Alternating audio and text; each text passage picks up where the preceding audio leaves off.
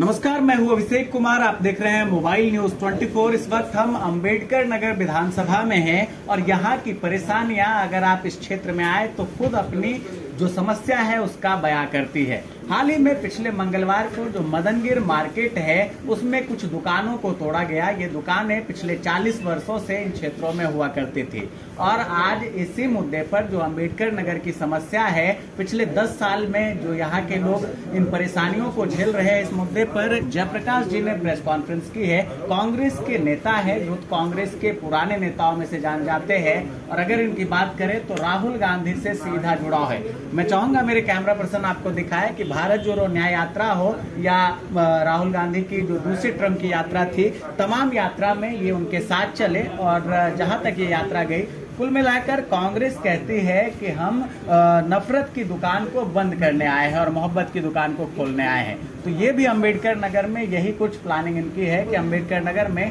मोहब्बत की दुकान खोली जाए।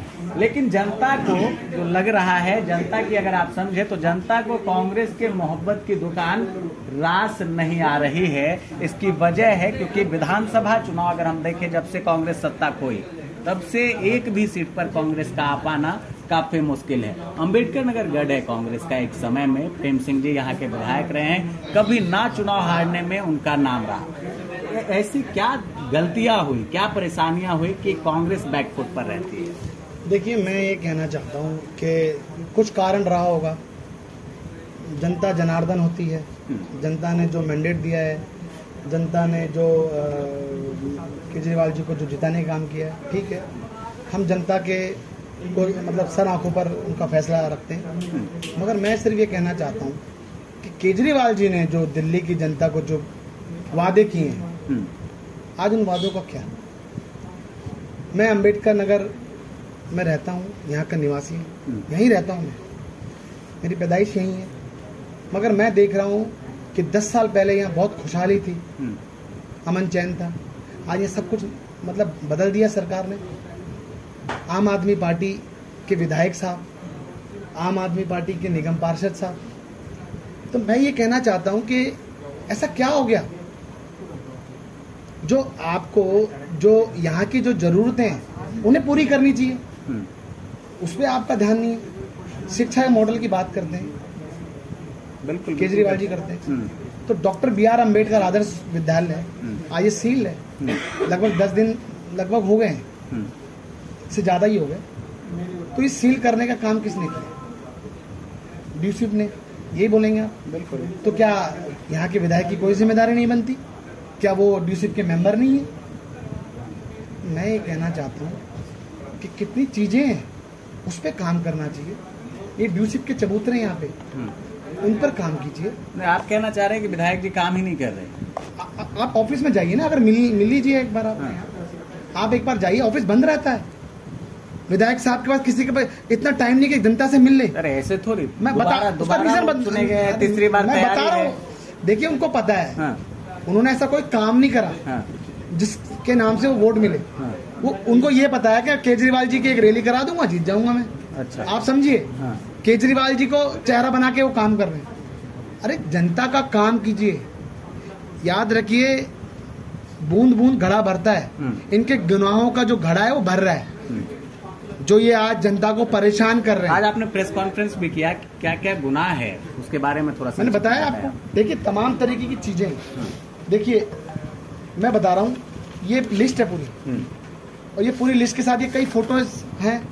ये पूरी फाइल है जो मैंने आपको लोगों को दिखाने का काम किया। देखिए, मैं ये सिर्फ ये कहना चाहता हूँ कि काम कितने हैं यहाँ के विधायक साहब के जो अंडर में है, वो तो काम कर सकते हैं। क्या राशन कार्ड इनके अंडर में नहीं है? क्या पेंशन इनके अंडर में नहीं है? क्या साफ सफाई इनके अंडर में नहीं है? क्या ये जो कूड़ेदान बने हुए इनके अंडर में नहीं है? क्या कांग्रेस के कार्यकाल के समय उसका भूमि पूजन हुआ, उसका उद्घाटन हुआ अंबेडकर हॉस्पिटल का, आज वो बन के तैयार हो गया तो इन्होंने उसका श्रेय ले लिया? कोई बात नहीं, ले लो आप पूरी दिल्ली का श्रेय इन्होंने लिया है, ले लो आप। मगर आज उस हॉस्पिटल है, उसमें क्या काम हो रहा है?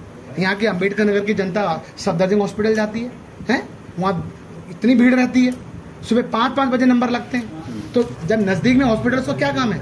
इन्होंने मोहल्ला क्लिनिक कर रखे हैं। मोहल्ला क्लिनिक क्या है? वो तो प्रचार हो रहे हैं उसमें। बड़ी बड़ी फोटो लगा देते हैं विधायक साहब अपनी। कॉलोनी के जो लोग हैं वो जाते हैं उसमें इलाज कराने के लिए। एक बार जाइए आप हड्डियों का काम वहाँ इलाज नहीं होता है, वहाँ सर्दी जुकाम की दवाई दे दी जाती है। आदमी कितनी परेशानी के लिए सफदरजंग हॉस्पिटल जाता है, हॉस्पिटल में देखिए डॉक्टर कितने चेक कराइए, कितने टेस्ट होते वो चेक कराइए। तो कितने तमाम तरीके की चीजें हैं। सारे माफ कीजिए 500 बेड का वो हॉस्पिटल से जाता है, कितने कमरे बने हुए, सब कमरे बंद है, ताले लगे हुए हैं। ताले लगाने का क्या मतलब बनता है आपका? क्यों आप स्कूलों के अंदर टीचर की भर्ती नहीं करते? क्यों हॉस्पिटल के अंदर आप डॉक्टर की भर्ती नहीं करते? क्या हो रहा है? तो क्या ये इनकी आवाज उठाना गलत है? अगर गलत है तो ठीक है, मैंने गलती करी और गलती करता रहूंगा, अम्बेडकर नगर की जनता की आवाज उठाता रहूंगा।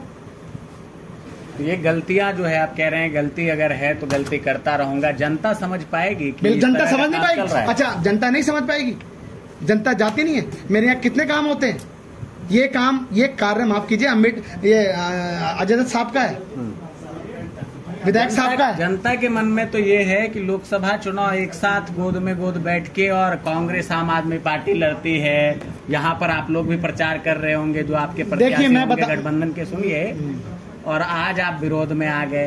तो जनता तो ये समझ रही है कि पार्टी जो हो, कुर्सी की बात कही थी केजरीवाल जी ने मन से कि कुर्सी में गड़बड़ी है, कुर्सी पाने के लिए कुछ भी होता है। जनता को कैसे समझाइएगा कि विधानसभा में हम लोग अलग अलग हैं? देखिए, मैं कहना चाहता हूँ जो भी हमारा करार था खत्म हो गया।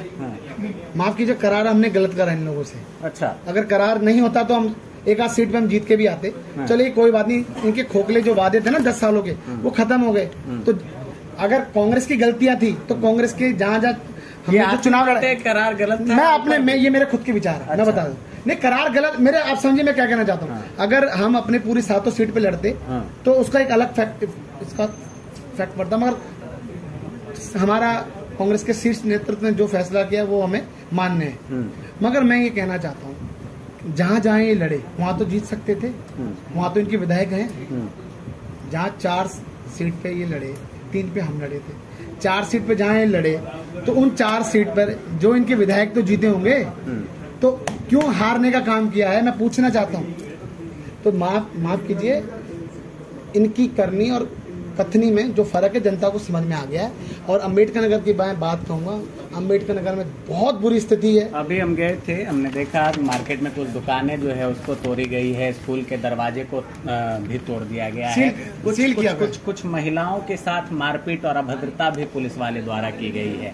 आप इस मामले को क्या कानूनी एंगल भी देने वाले हैं? क्या कानूनी लड़ाई भी लड़ी? देखिए, मैं कहना चाहता हूँ, माफ कीजिए, जो परेशानी है जो आज अम्बेडकर नगर की जनता फेस कर रही है उसके जिम्मेदार कौन है? आप कहते हैं कि इंक्रोचमेंट हटाना गलत नहीं है, आप हटाइए, जिसकी जितनी जगह उसको उतना कर दीजिए, कोई बात नहीं, मगर आप उसको तोड़ तो नहीं सकते पूरा।